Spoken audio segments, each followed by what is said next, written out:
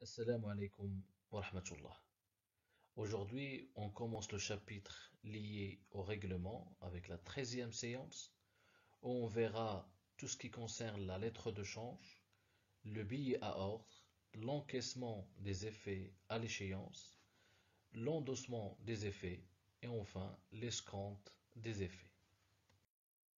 Les effets de commerce constituent des moyens de paiement à terme. Ils sont des titres négociables qui constate au profit du porteur ou du bénéficiaire une créance assortie d'une échéance de paiement. Ces effets sont constitués soit sous la forme d'un papier ou magnétique. En d'autres termes, il y a des effets de commerce télétransmis au moyen de l'outil informatique. La plupart des effets de commerce sont encaissés par l'intermédiaire d'une banque. On parle dès lors d'effet domicilié où le bénéficiaire demande à son banquier de procéder au recouvrement des effets auprès de la banque du tiré. Les principaux effets de commerce, ce sont la lettre de change et le billet à ordre.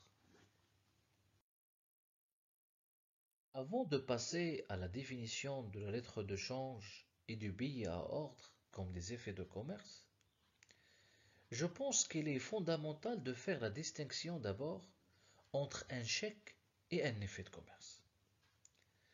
Parce que beaucoup de gens croient que le chèque est un moyen de garantie, que le chèque est un instrument de paiement à terme. Tout simplement non. Le chèque est un instrument de paiement à vue, comme la monnaie. Une fois vous donnez un chèque à quelqu'un, ce monsieur-là, il peut tirer le chèque immédiatement. Il peut aller immédiatement à votre banque et demander son argent. Mais l'effet de commerce est un instrument de paiement à terme, avec une échéance, avec une date de paiement. L'effet de commerce est un instrument de crédit. يعني بزاف الناس تيسحبوا بان نقدروا نعطيو ان شيك ونقولوا للسيد شو الله يخليك انت ما تخلص فيه حتى من هنا شهر، ولا انت خليه عندك الله يخليك غارونتي، ملي ناخذ ملي يولي عندي الفلوس نعطيك الفلوس وعطيني الشيك. سي إليسيت. هاد القضيه هادي غير قانونيه. لو شيك ايت ان موين دو بيمون. ملي تعطي واحد الانسان واحد الشيك يعني تنخلصوه، يعني انه هو عنده الحق انه يمشي يتخلص فيه في الحين. C'est un instrument de paiement à vue et non pas à terme. نتفاهمنا على هذه باش نعرفوا الفرق ما بين un effet de commerce ou un chèque. On commence par notre premier type d'effet de commerce, la lettre de change. La lettre de change est un écrit par lequel le fournisseur, le créancier, يعني اللي تيسلف، appelé le tireur, تنسميوه في l'effet de commerce le tireur, donne l'ordre à son client. Donc le tireur donne l'ordre à son client via cet écrit. Le client est appelé à son tour le tiré. Donc le tireur donne l'ordre au tiré de payer à une date déterminée une certaine somme d'argent, soit à lui-même, ou bien à une tierce personne appelée le bénéficiaire. Donc le bénéficiaire peut être le tireur lui-même ou un autre bénéficiaire. Le tireur donne l'ordre au tiré, le client, et bien sûr, le tiré doit payer à cette échéance le montant, soit au bénéficiaire une tierce, soit le bénéficiaire est lui-même le tireur. D'accord? Voici un modèle d'une lettre de change. Ça s'appelle en arabe Kimbiyala. La lettre de change doit comporter les informations suivantes. D'abord, un numéro de référence. La lettre de change doit indiquer que Contre cette lettre de change stipulée sans frais, veuillez payer la somme indiquée ci-dessous à l'ordre du bénéficiaire et vous mettez le nom du bénéficiaire. Des informations liées au tireur, une case réservée à l'acceptation et à la date de l'acceptation et la signature du tiré, des informations liées au tiré, le compte, l'agence et la ville du tiré, la date de l'échéance, le montant en chiffres et en lettres, et bien sûr le cachet et la signature du tireur.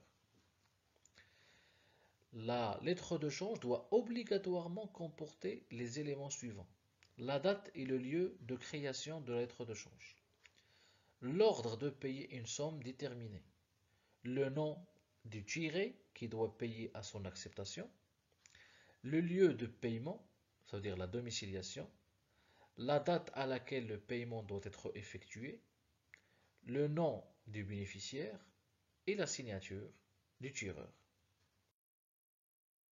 Concernant la précision de la date de paiement au niveau d'une lettre de change, nous avons trois cas.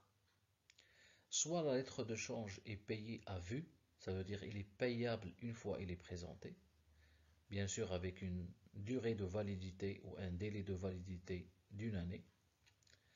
Soit le paiement se fait à un certain délai à vue, ça veut dire que l'échéance est déterminée à partir de la date d'acceptation. Soit on fixe un jour de paiement pour la lettre de change. Ça veut dire que l'échéance est expressément indiquée. Comme exemple, le 15 mars 2016 va se faire le paiement de la lettre de change.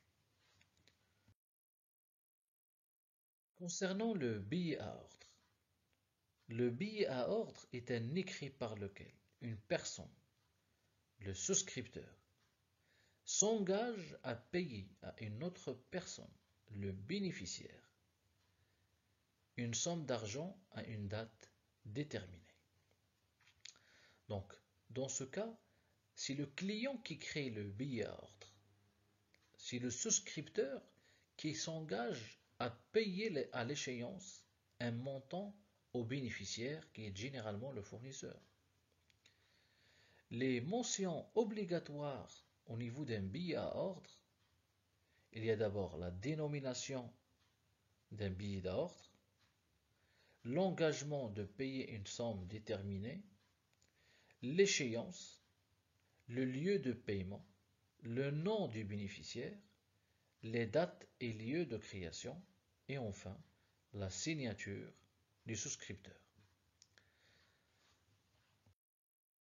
Voici un modèle d'un billet à ordre qui comporte bien sûr le jour de la souscription, la mention billet à ordre, le montant du billet à ordre, l'échéance, l'expression je paierai contre ce billet à ordre stipulé sans frais à l'ordre du bénéficiaire et vous mettez le nom du bénéficiaire, la somme 2, vous précisez le souscripteur et la domiciliation, et bien sûr il faut mentionner qu'en cas de non-paiement à l'échéance indiquée du présent billet à ordre stipulé sans proté, les intérêts de retard seront décomptés au taux conventionnel et vous précisez le taux d'intérêt par an. Et vous signez bien sûr le billet à ordre. Après avoir défini ces deux types d'effets de commerce, à savoir la lettre de change et le billet à ordre, c'est le moment de faire une distinction entre les deux. La lettre de change est créée par le créancier, par le fournisseur. C'est un ordre donné par le fournisseur au client, alors que le billet à ordre est créé par le débiteur, il est créé par le client. La lettre de change met en rapport trois personnes, le tireur, le tiré et le bénéficiaire, alors que le billet à ordre met en rapport deux personnes seulement, le souscripteur et le bénéficiaire. La lettre de change est un acte de commerce par la forme. Elle est commerciale, quelles que soient les personnes qui l'utilisent et quel que soit l'objet de la créance. Le billet à ordre n'est un acte de commerce que lorsqu'il est signé à l'occasion d'une transaction commerciale. La lettre de change doit être acceptée par le tiré. Il est envoyé par le fournisseur, mais il doit être accepté par le tiré.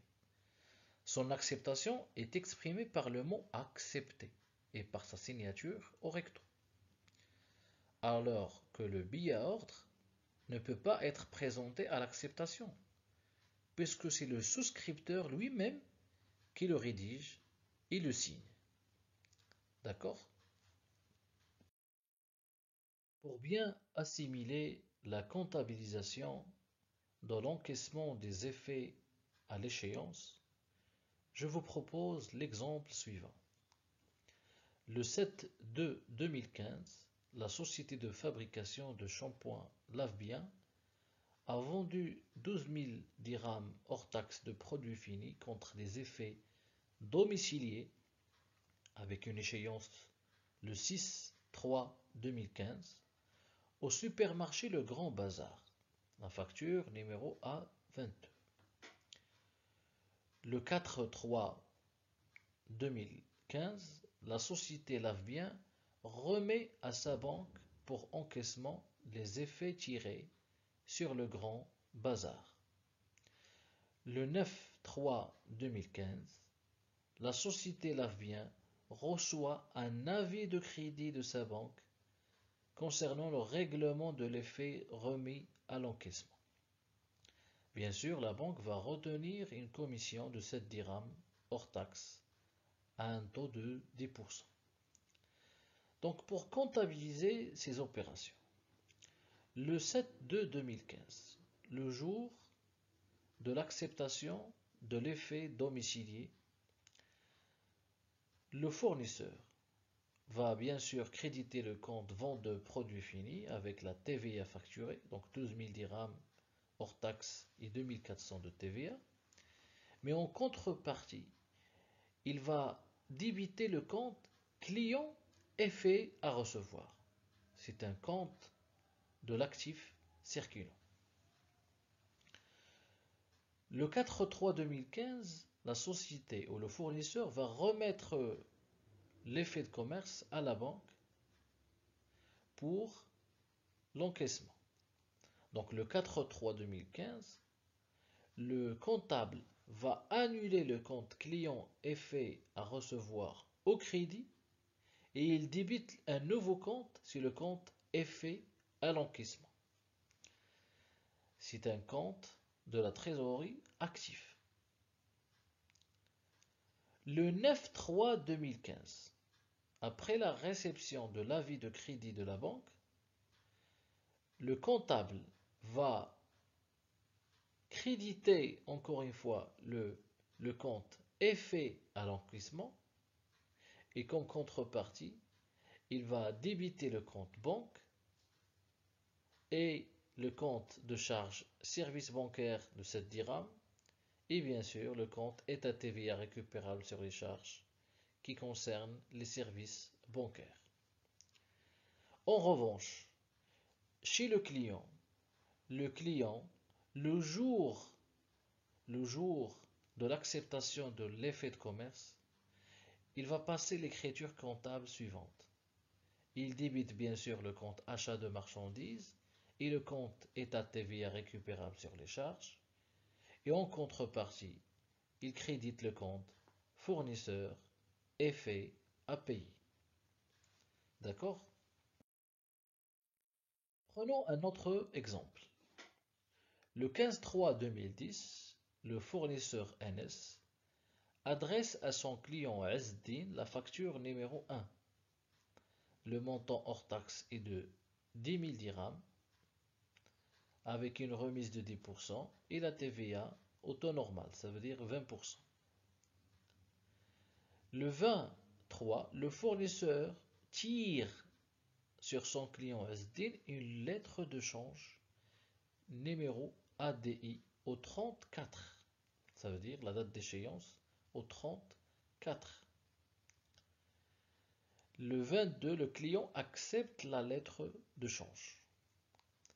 Donc d'abord, on établit notre facture. Bien sûr, cette facture n'est pas complète parce qu'il faut préciser le nom du fournisseur, la date de l'opération, le numéro de client. Il faut préciser également qu'il s'agit d'une facture DOI. Mais de point de vue comptable, le comptable du fournisseur NS, le 15-3, il va enregistrer l'opération de vente en créditant le compte vente de marchandises et le compte état TVA facturé, et tout simplement, il débitera le compte client parce que la vente se faisait à crédit.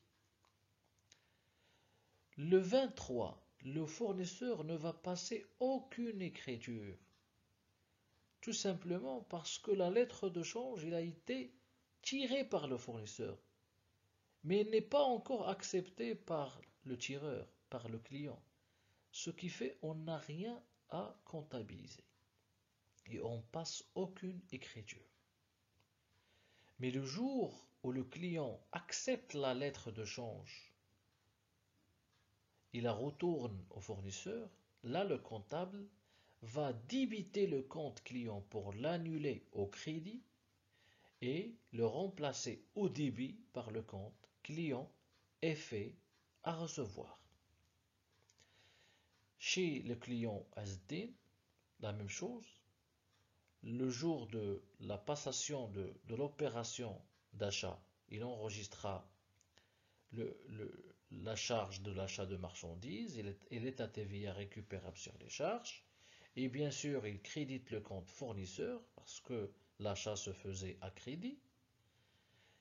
Mais le 22/3/2015, quand il a accepté la lettre de change tirée par le fournisseur, il remplacera au crédit le compte fournisseur par le compte fournisseur effet à payer et en contrepartie, il crédite le compte fournisseur.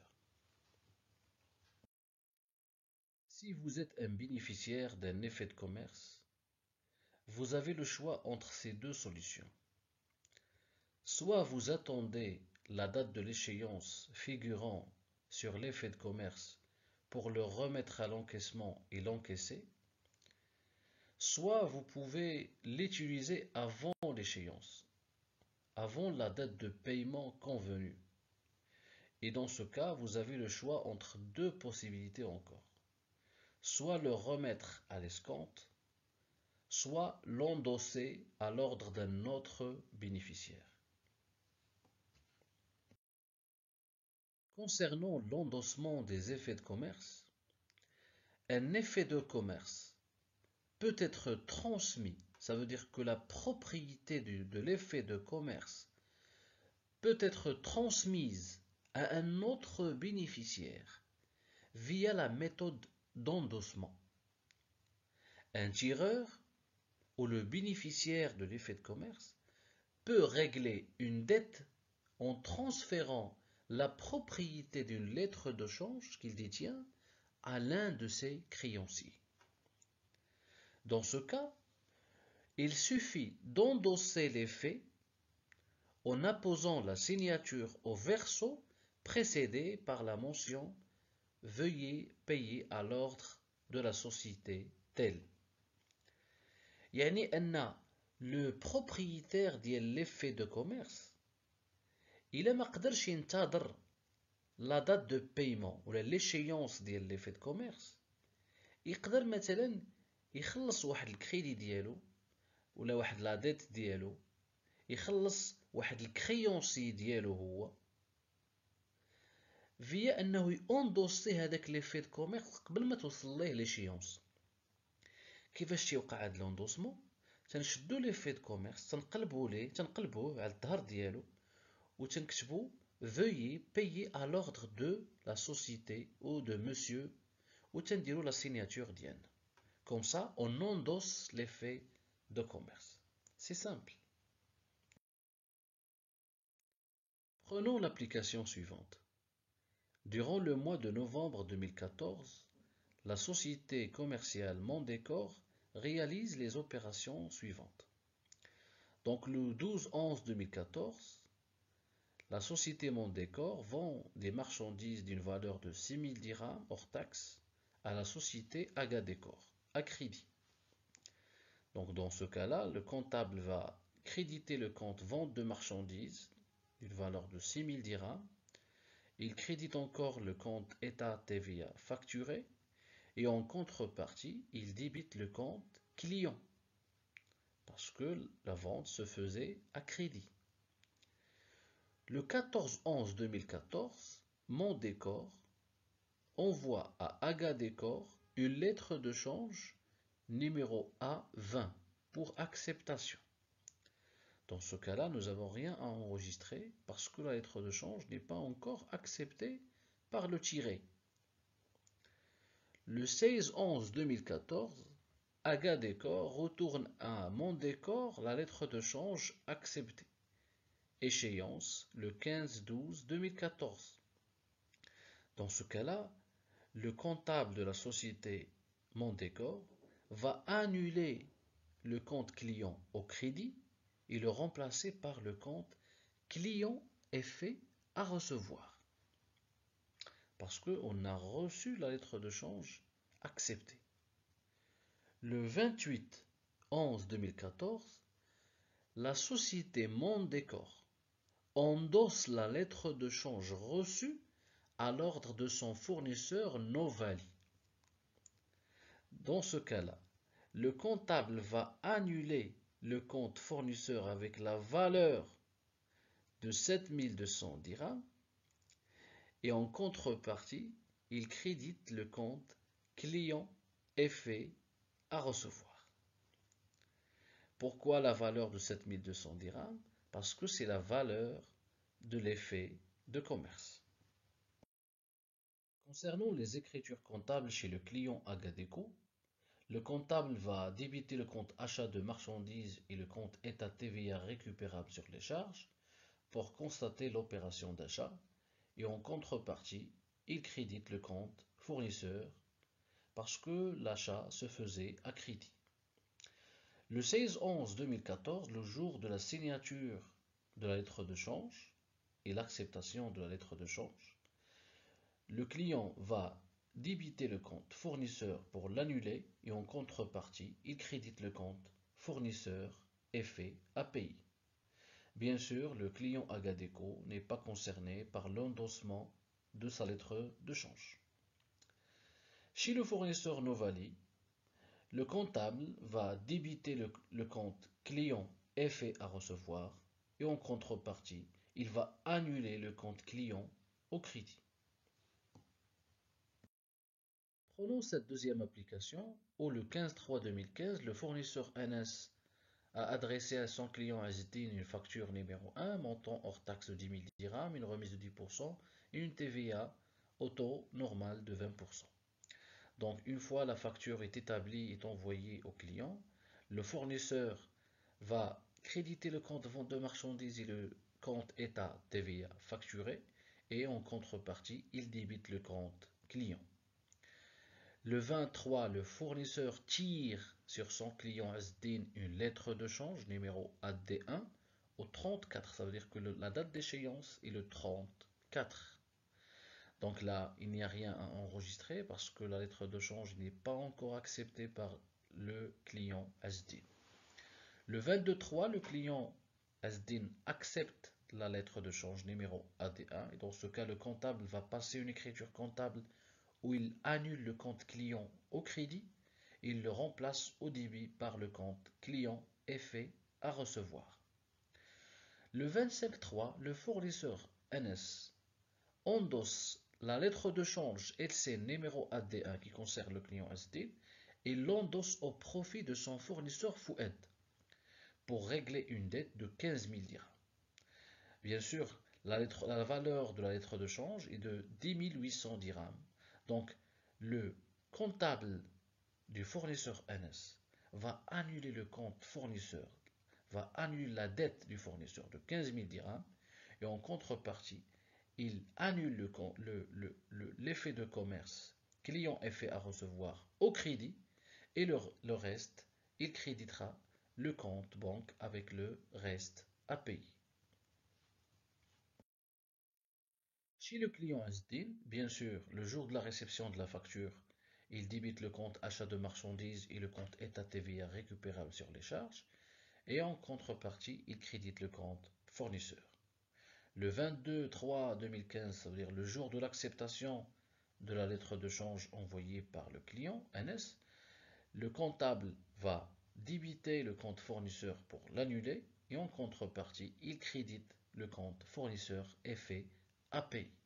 Bien sûr, le client SDN n'est pas concerné par l'endossement de sa lettre de change au fournisseur Fouad. Chez le fournisseur Fouad, le comptable va annuler le compte client avec la valeur de la dette de 15 000 dirhams et bien sûr, il débitera le compte client effet à recevoir, c'est la lettre de change endossée, et le compte banque. Après avoir traité l'endossement des effets de commerce comme une solution pour bénéficier d'un effet de commerce avant la date d'échéance, on passe maintenant à l'escompte des effets de commerce. L'escompte d'un effet peut être défini comme une opération de crédit. Donc l'escompte, c'est une opération de crédit par laquelle le banquier, ça veut dire la banque, met à la disposition de son client le montant de l'effet, de commerce. La banque, elle met à la disposition de son client, le détenteur de l'effet de commerce, la banque met à sa disposition le montant de l'effet de commerce en toute propriété. Cette technique permet aux fournisseurs de consentir des délais de paiement à ses clients tout en se ménageant la possibilité d'obtenir de son banquier une avance s'il doit lui-même effectuer des règlements avant d'avoir encaissé la lettre de change. À l'occasion de l'escompte, la banque perçoit des agios calculés sur le montant de l'effet au taux d'escompte du client, majoré de la commission de manipulation des effets et bien sûr la TVA. دونك شو تنقولوا ليسكونت هو الطريقه الثانيه اللي ممكن يستغل بها واحد الشركه تستغل بها ان في كوميرس قبل ما توصل لا دات دو بايمون ديالو. شفنا لوندوسمون، دابا غنشوفوا ليسكونت هو سيت ان كريدي تعطيه لك لا بنك كون غارونتي تيبقى عندها لي في كوميرس، تعطيك لو مونطون كامل ديال لي في كوميرس، ولكن بيان سور تتحسب عليك واحد لي زاجيو، تحسب لك لي زانتيري وتحسب عليك لا تاخ سور لا فالور اجوتي. هاد لا تكنيك تتمكن للفورنيسور انه يعطي دي ديلي لي كليون ديالهم كثر، بحال تقول ليه مثلا ان في دير فيه 3 موا او ليو دو 1 موا، حيت هو عارف بان داك لي في يقدر يديه لا بنك ويتخلص فيه. دونك تيقدر يعطي لي كليون ديالو بحال قلتي ان ديلي دو ريغلومون كبر، ويقدر يكون هذا ان افونتاج كوميرسيال عنده. دونك غادي نشوفوا دابا comment calculer l'escompte et comment peut-on enregistrer les opérations liées à l'escompte d'un effet de commerce. Avant de passer aux écritures comptables liées à l'escompte d'un effet de commerce, il faut d'abord savoir comment calculer les agios. Tout simplement, les agios, ce sont la somme de l'escompte plus la commission de manipulation plus la TVA de 10%. Commençons par l'escompte.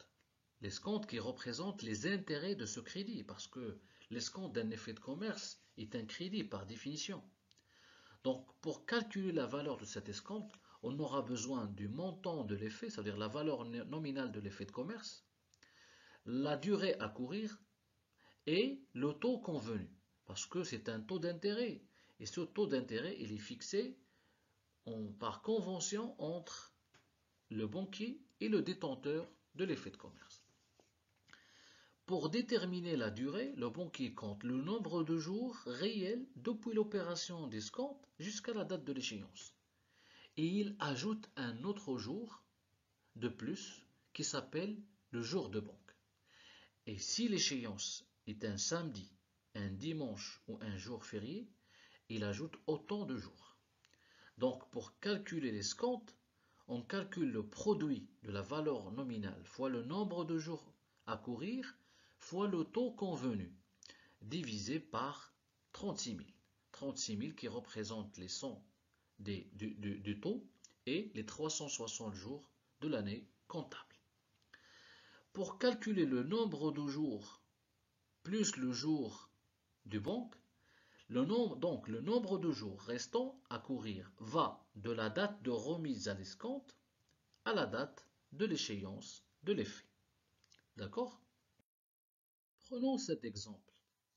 Le 2/9/2014, une entreprise escompte un effet de 8000 dirhams avec une échéance de l'effet le 16/10/2014 au taux de 11,50%. Donc le taux, il faisait l'objet d'une convention entre l'entreprise et le banquier, plus une commission de 5 dirhams, plus la TVA de 10%. Donc pour calculer les agios, on calcule d'abord la durée. Nous avons le 2/9/2014, c'est la date de remise à l'escompte. Donc nous avons, au mois de septembre, nous avons 28 jours. Et durant le mois d'octobre, nous avons 16 jours. Et on ajoute le jour de banque. Ça fait 45 jours. Donc pour calculer les intérêts, pour calculer la valeur de l'escompte, il suffit de faire le produit de la valeur nominale qui est de 8000 dirhams fois le taux convenu fois le nombre de jours, 45, divisé par 36 000, ça fait 115 dirhams. Donc la valeur de l'escompte, la valeur des intérêts est de 115 dirhams. La commission est de 5 dirhams. Et pour calculer la TVA de 10%, il est calculé sur la somme de l'escompte et la commission. Ça fait 12 dirhams. Donc le total des agios est de 132 dirhams.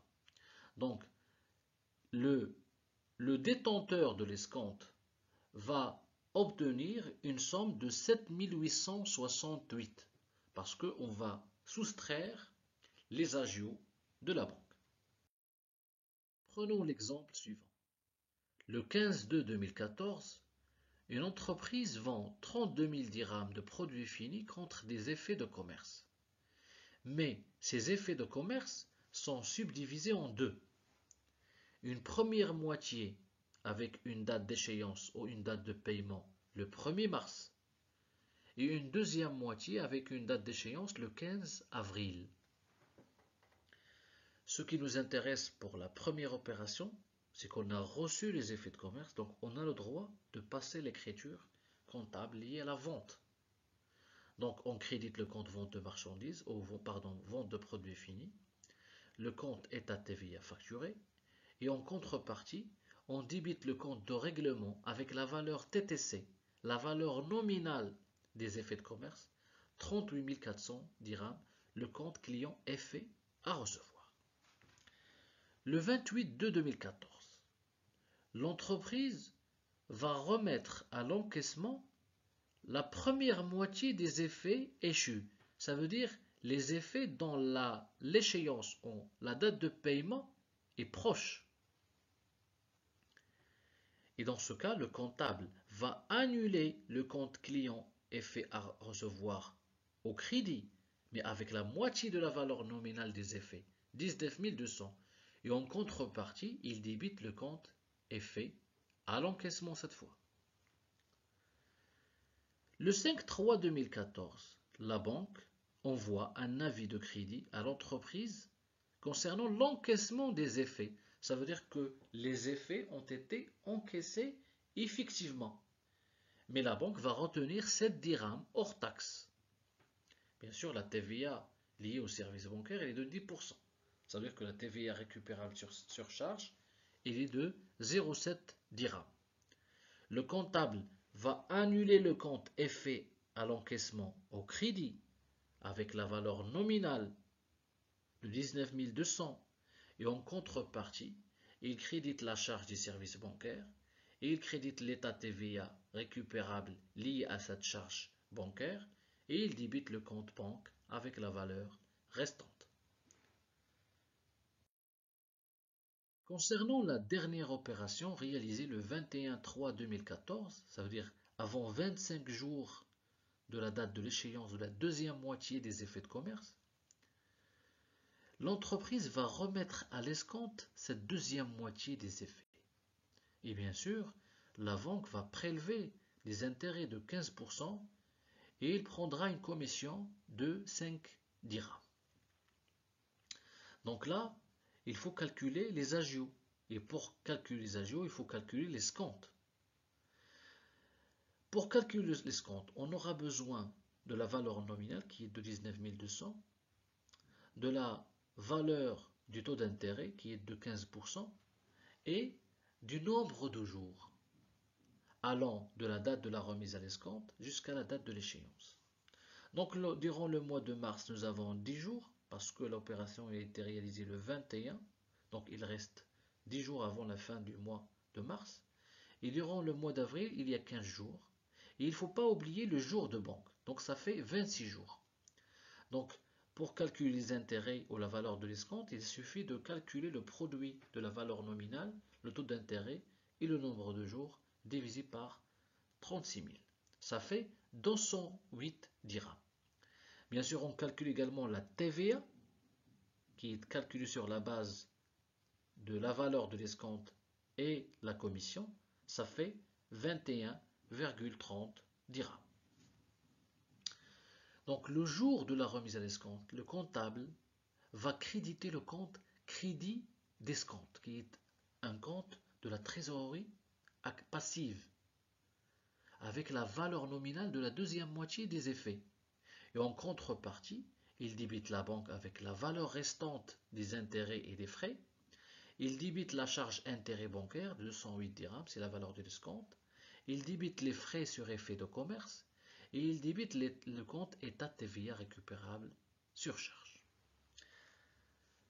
Le jour de l'échéance, le 15 avril 2014, parce que le 15 avril, c'est la date d'échéance de la deuxième moitié. Le comptable doit s'assurer que les effets de commerce ont été payés par le tiré ou par le souscripteur. Parce que jusqu'à présent, les effets de commerce sont déposés à la banque comme garantie pour avoir l'escompte, mais ils ne sont pas encore effectivement encaissés. Donc le jour de l'échéance, le comptable doit s'assurer que les effets de commerce ont été payés par le tiré ou par le souscripteur du billet or et il passe l'écriture suivante. Il annule le compte crédit d'escompte au débit et il crédite le compte client effet à recevoir. Comme ça, notre chapitre de règlement touche à sa fin, notre capsule touche à sa fin.